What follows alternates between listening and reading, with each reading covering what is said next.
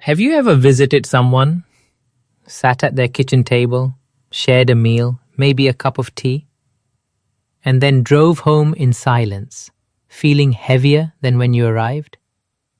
Not angry, not sure what even happened, just empty. Like something was quietly taken from you, but you couldn't name what it was. If you felt that, I want you to know your feeling was not wrong. Your body and your heart were telling you something true. Today, I want to share with you 7 things that people say, just 7 phrases that reveal, whether they realize it or not, that they do not truly respect your presence. This is not a teaching of judgment. This is not a teaching of anger. This is a teaching of awareness, of the ancient Buddhist wisdom that tells us, not every door we walk through is safe for our peace. Stay with me, because by the end of this teaching, I believe you will see your relationships and your own worth very differently. More than 2,500 years ago, the Buddha was resting near the town of Nadika. His devoted attendant, Ananda, came to him and said something thoughtful. He said, "Lord, I believe that admirable friendship, having good people around us, is half of the holy life." The Buddha smiled gently, and he said something that has stayed with me for decades of practice. He said, "Say not so, Ananda, say not so. Admirable friendship is not half of the holy life. It is the whole of the holy life." The whole of it. This teaching, found in the Upada Sutta, is not merely about monks in a monastery. It is about every one of us. It is about who we choose to sit with, who we open our homes to, who we trust with our hearts.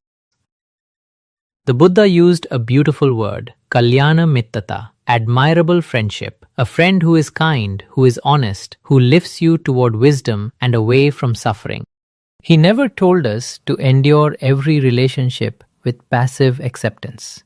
He never told us that endurance was the same as compassion.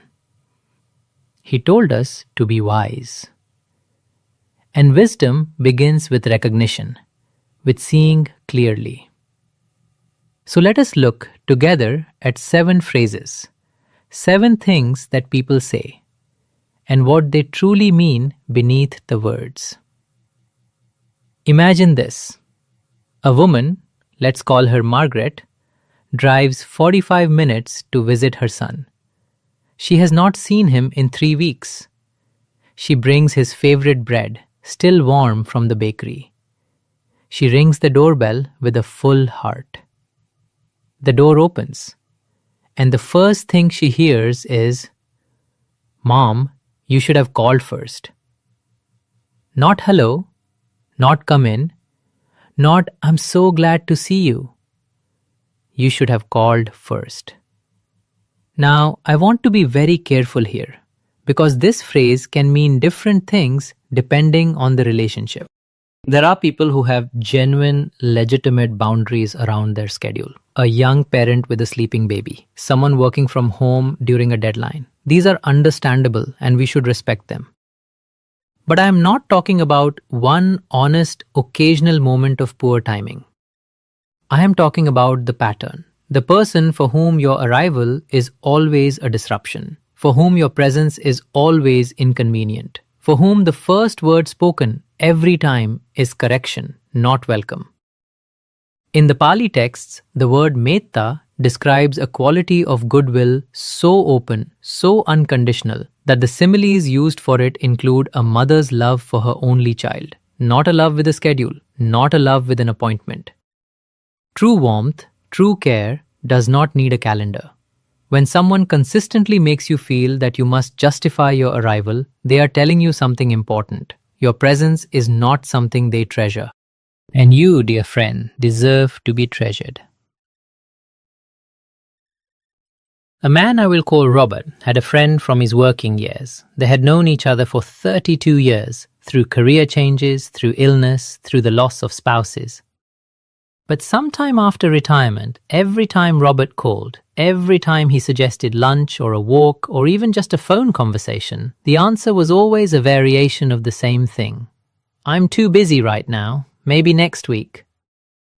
Next week became next month. Next month became never. Robert would sit by his window some evenings and wonder, what did I do wrong? He did nothing wrong.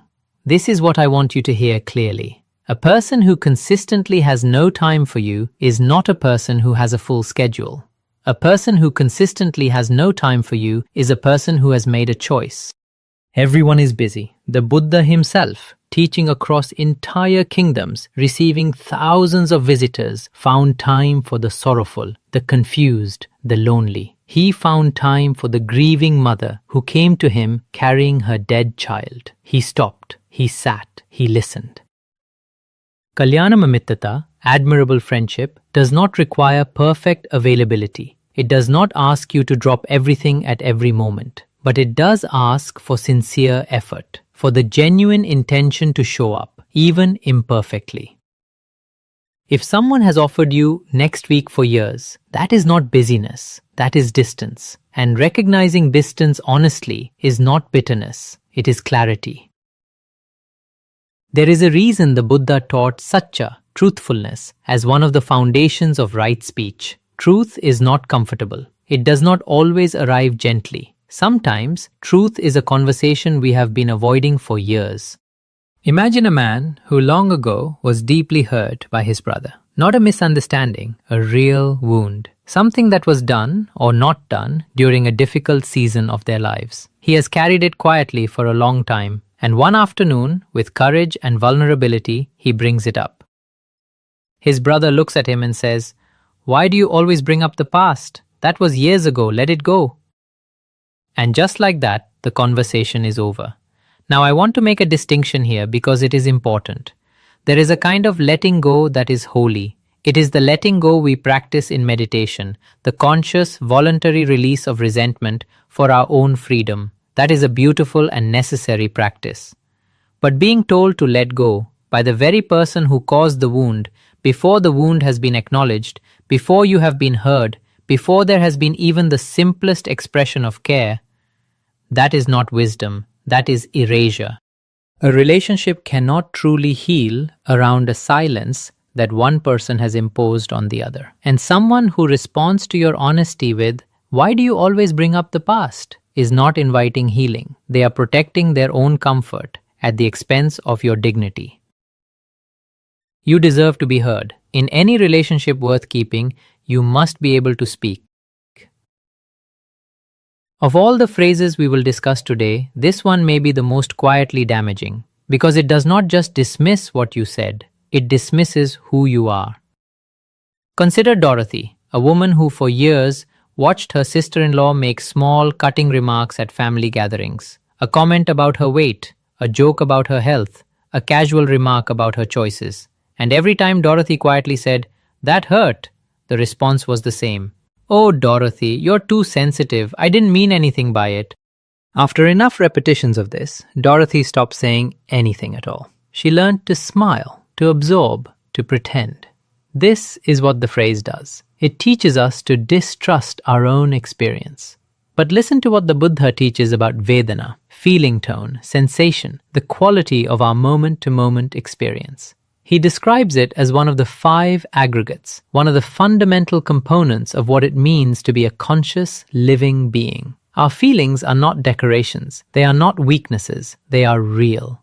Buddhist practice does not teach us to become numb. It teaches us to observe our feelings with wisdom, to neither cling to them nor push them away. But it never asks us to pretend they don't exist. And it certainly does not ask us to let someone else tell us that what we feel is wrong. If your feelings are consistently treated as a problem, if the person's response to your pain is to correct you, that is not a safe place for your heart. Trust what you feel. It is the beginning of wisdom. There is a teaching I return to often from the Buddha's Eightfold Path. Samma Vacha, right speech. The Buddha was precise about this. He said that right speech is truthful, it is kind, it is timely, and it is beneficial. Words that cause harm, even wrapped in laughter, are not right speech. There is no exception in the texts for, "But I was joking."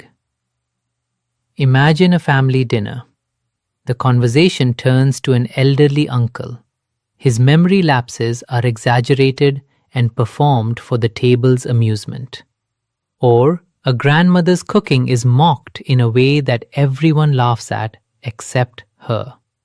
Or an old friend's health struggles become the punchline of a story told at his expense. And if anyone objects, the shield appears immediately. "It was just a joke. You're so serious. Can't you take a joke?"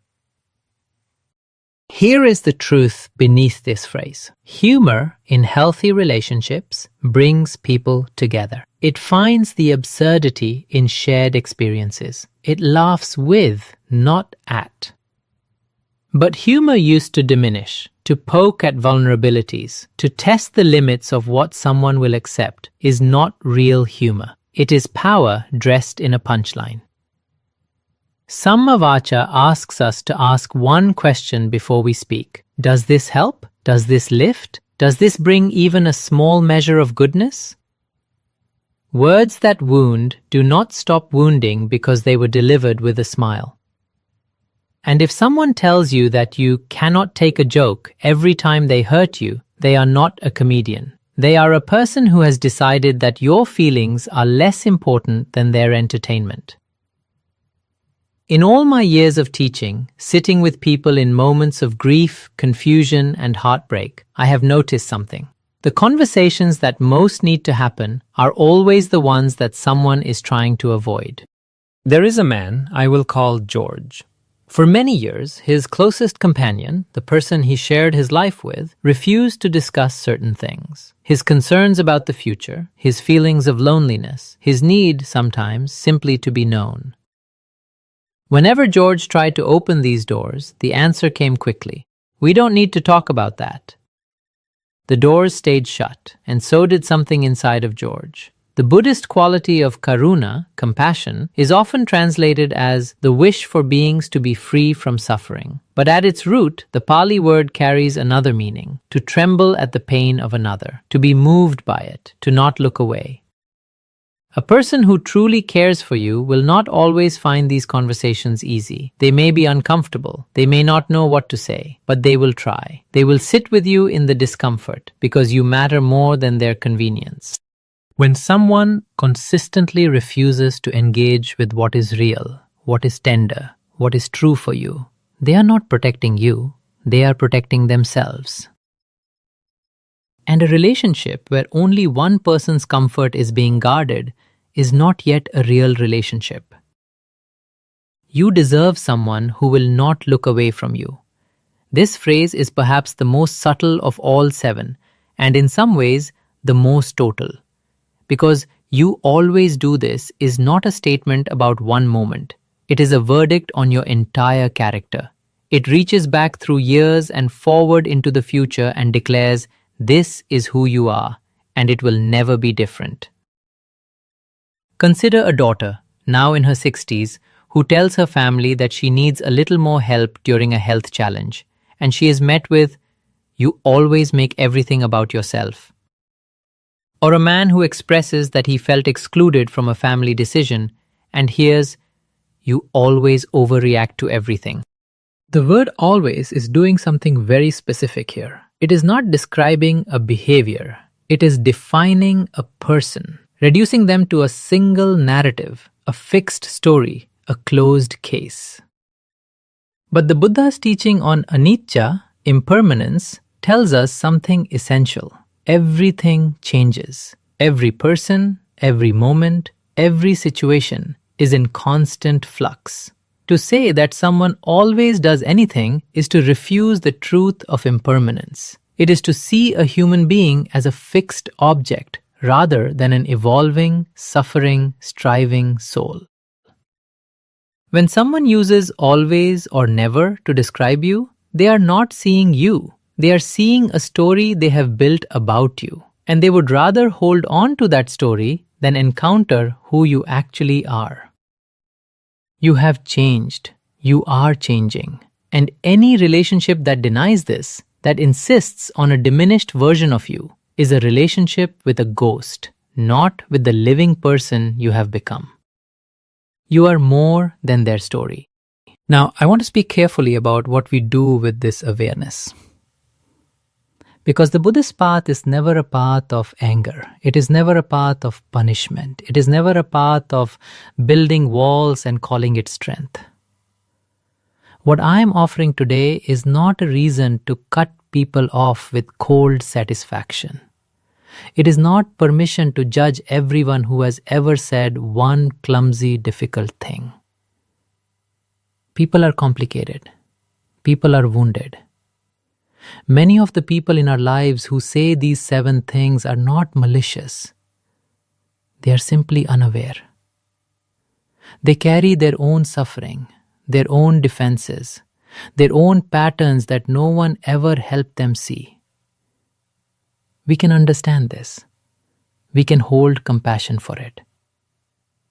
But, and this is essential, understanding someone's suffering does not require absorbing it. There is a phrase I often share in retreat. You can love someone deeply and still choose not to be harmed by them. This is not a contradiction of the Buddhist teaching on love. It is the teaching on love, applied also to yourself. The Buddha spoke of metta, loving kindness, as a boundless quality that radiates in all directions. But he also taught that this same compassion begins at home. It begins with the recognition that your own heart, your own well-being, your own peace, these are not less important than anyone else's. They are equally sacred. Setting a boundary is not an act of hatred. It is an act of wisdom. It says, I see clearly. I choose peace. I will not pretend that what is harmful is harmless. A simple practice to carry with you. After each visit, after each significant encounter, find 5 quiet minutes.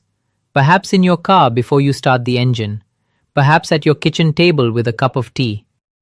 Close your eyes, take one slow breath, and ask yourself honestly, do I feel lighter or heavier than before I arrived? That is your compass. Not judgment, not comparison, just the quiet, honest signal of your own heart. If you feel lighter, nourish that relationship. Return to it. Water it like a garden. If you feel heavier, consistently, repeatedly, over time, let that be the information it is. You do not owe endless presence to spaces that diminish you. At this season of your life, with all that you have lived, all that you have loved, all that you have survived, your time and your energy are among the most precious things you possess. Choose wisely where you spend them. Choose the doors where when you knock, you are welcomed. Choose the tables where your voice is heard. Choose the friends who, when you leave them, make you feel not smaller, but more fully yourself. The Buddha once described the ideal companion as one who is compassionate in your difficulty, does not abandon you in times of loss, does not look down on you, encourages you toward what is good. May you find such companions. May you recognize them when they appear. And may you have the wisdom, gentle, courageous, clear wisdom to release what no longer serves your peace. You have lived long enough to know what it feels like to be truly seen. Do not settle for less. May you be peaceful. May you be happy. May you be free from suffering. May you walk in light. Sadhu, sadhu, sadhu. Before you go, I want to ask you something. Of these 7 phrases we explored today, which one have you heard most in your life? Leave it in the comments below. Just the number, just the sign. You don't need to explain. I read every one of your messages, and knowing your experience helps me bring you teachings that truly matter. And if this talk brought you some peace today, please share it with someone you love, someone who may need to hear it. On this channel, Lotus Dharma Path, we offer a new Dharma talk each week, quiet teachings for a peaceful life. If you have not yet subscribed, I warmly invite you to join our community. Next week, we will explore the opposite question, 5 signs that someone truly respects you. Because wisdom is not only about what to move away from, it is also about what to move toward. Until then, walk gently.